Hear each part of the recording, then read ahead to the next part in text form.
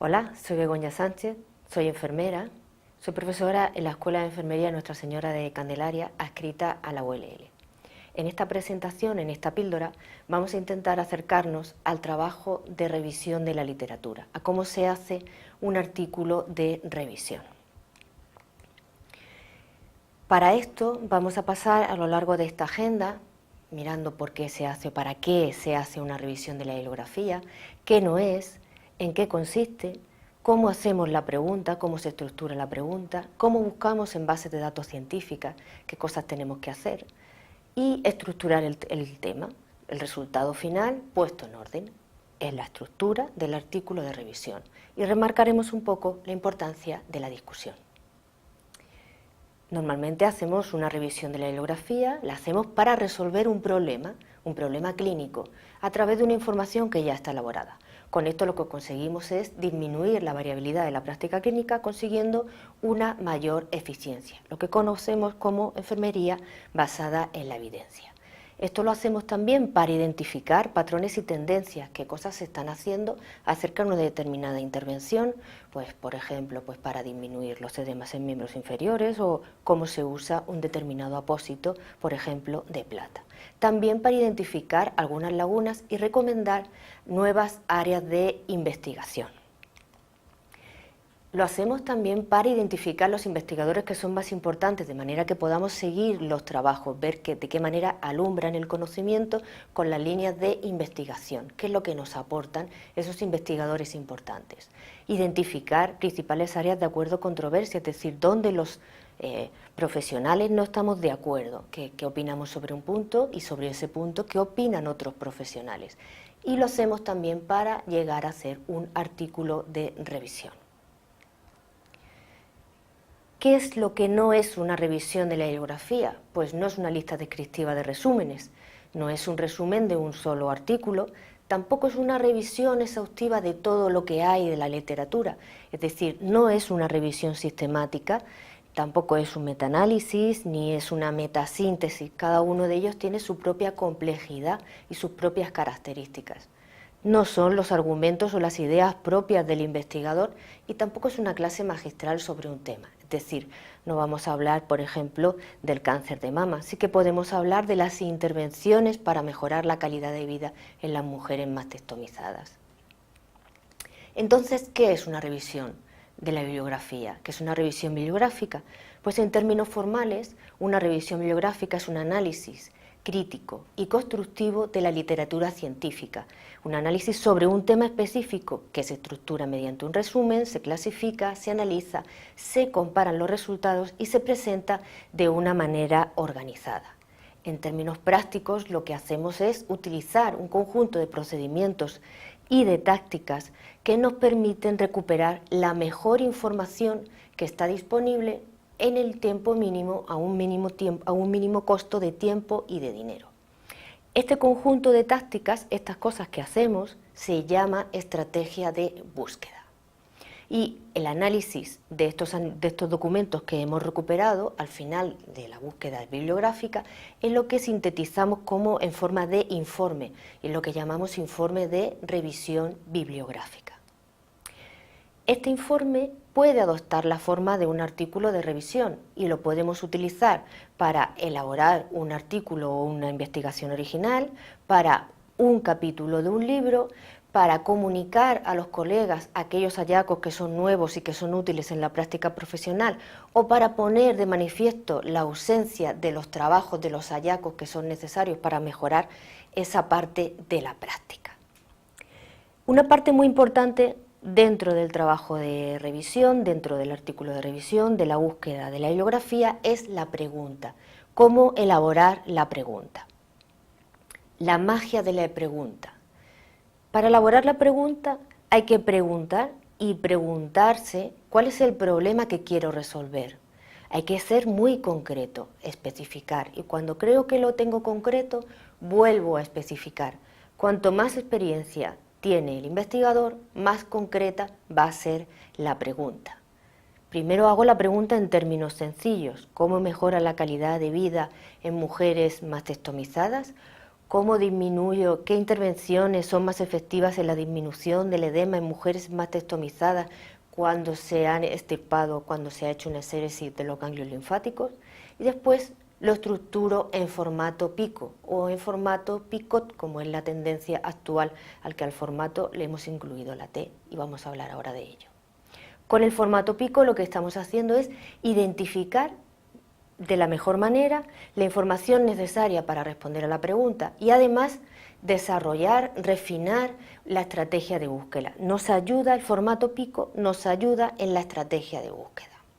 Por ejemplo, si hablamos en este caso de un producto o qué medicamento es más efectivo en el tratamiento de la pediculosis, si lo pasamos al formato picot, pues tendríamos que la P, el problema o la población sería la infestación de piojos o los niños con infestación de piojos. La I, la intervención, podría ser en este caso la aplicación de piretrinas y lo comparamos, la C, con la aplicación de malatión o la aplicación de siliconas o la aplicación de vinagre. Vamos a buscar esa evidencia.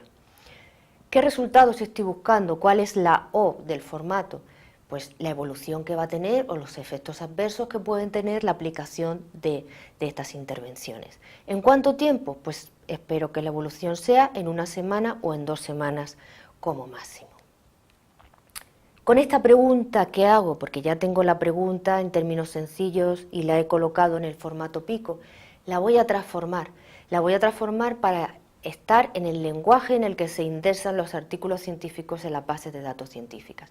Entonces la transformo y me voy al tesauro. Para esto tengo la ayuda de la Biblioteca Virtual de la Salud, donde voy a encontrar con las palabras de mi frase, de mi pregunta, voy a encontrar los DEX y los MEX necesarios para trabajar con los descriptores en las bases de datos científicas.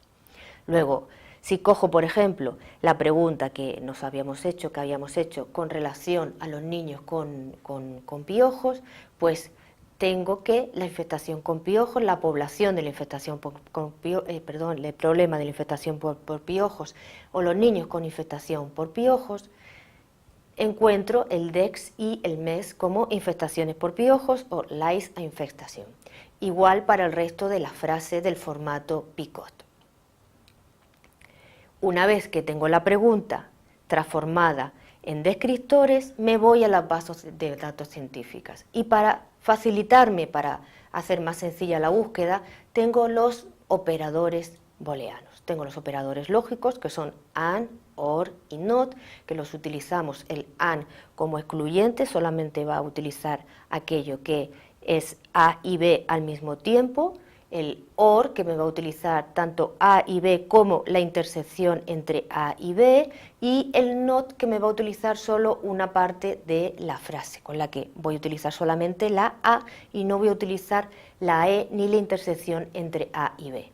También puedo utilizar las comillas para buscar una frase concreta, o puedo utilizar operadores de truncación, como el caso del asterisco, cuando quiero utilizar la raíz de una palabra, o el caso de la interrogación, cuando voy a sustituir una letra dentro de una palabra, por ejemplo, para el uso del singular y el plural en el inglés.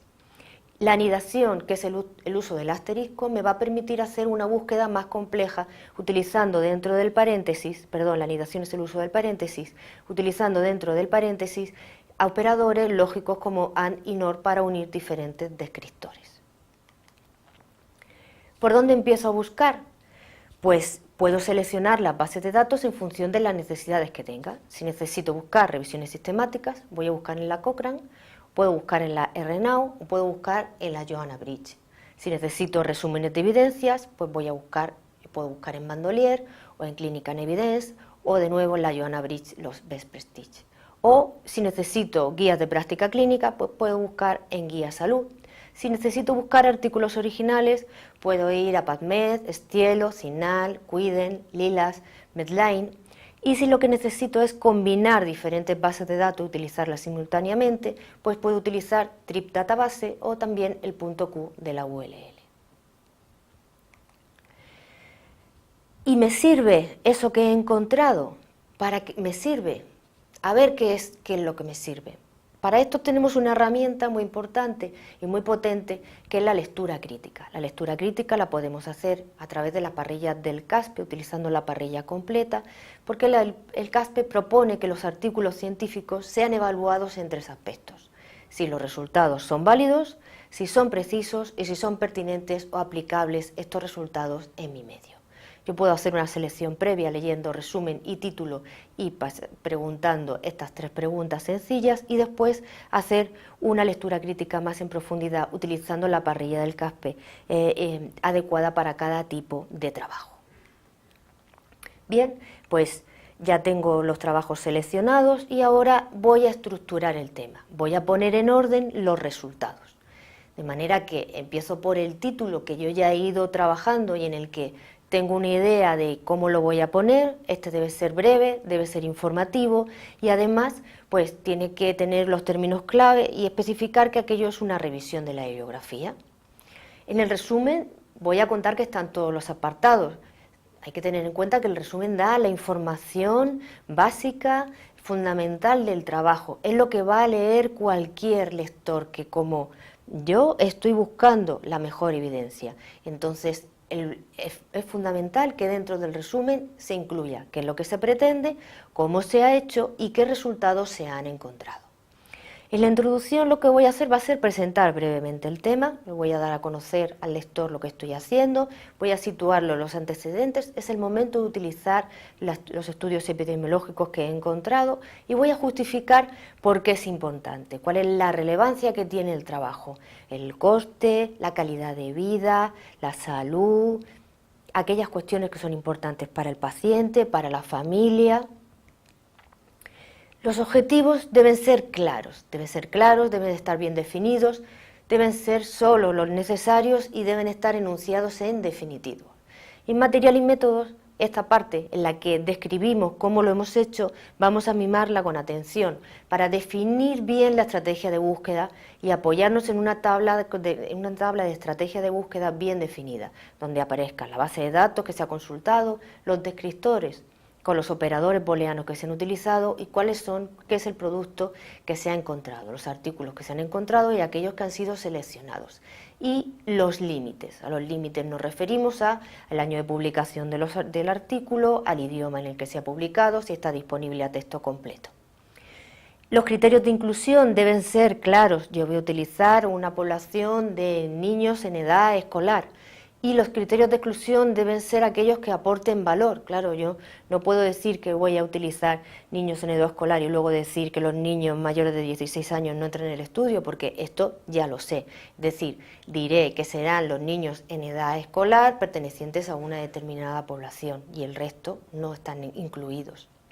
Y diré cómo se ha hecho el análisis de la literatura encontrada, si he utilizado las parrillas de lectura crítica de CASPE. En los resultados tengo que seguir la estructura lógica con el objetivo, es decir, ¿qué temas se han encontrado en la búsqueda? Pues sí, estoy hablando del tema, por ejemplo, retomo el cáncer de mama y la calidad de vida en las mujeres mastestomizadas, pues hablaré de aquellas cuestiones que habré encontrado que tengan relación con el dolor por el edema, con la disminución del edema, con la postura, y organizaré la información de manera que responda a la pregunta de investigación y responda a los objetivos que he planteado. Para narrar los resultados, pues es mejor contar una historia y seguir un hilo conductor, desde una intervención hasta otra, desde un problema, un diagnóstico o un pronóstico que yo haya encontrado. Puedo utilizar tablas y puedo utilizar diagramas, siempre que no sean en número excesivo y estas sean autoexplicativas. El lector no necesite ir al texto para comprobar qué es lo que dice la tabla. En la discusión lo que haremos será el ejercicio de escribir lo que se ha comprendido en la revisión. Aquí es donde realmente nosotros comparamos los resultados que se han encontrado, destacamos aquellos resultados que son más relevantes. El autor expone ahí cuál es su visión sobre los resultados, sobre la bibliografía que se ha encontrado, sobre los artículos que se han revisado y que se han seleccionado. Se identifican aquellas cuestiones que están sin respuesta, pues yo puedo ir encontrando una intervención en concreto, la efectividad de una intervención en concreto, y no encontrarla, o me puedo encontrar con una controversia, con que aquello que estamos utilizando en la práctica clínica resulta que no tiene una evidencia que le sustente. Y además contaré cuáles son las limitaciones que tiene el trabajo. Por último, la bibliografía debe ser correcta y completa. Es importante empezar a citar desde la extensión hasta el inicio, citar en extensión desde el inicio del trabajo en la introducción hasta el final. Apoyar las conclusiones con la bibliografía, porque estamos haciendo un trabajo de revisión, estamos utilizando artículos que ya han sido trabajados y debemos tener en cuenta que todas las afirmaciones deben estar apoyadas en la bibliografía. Nada más, muchas gracias.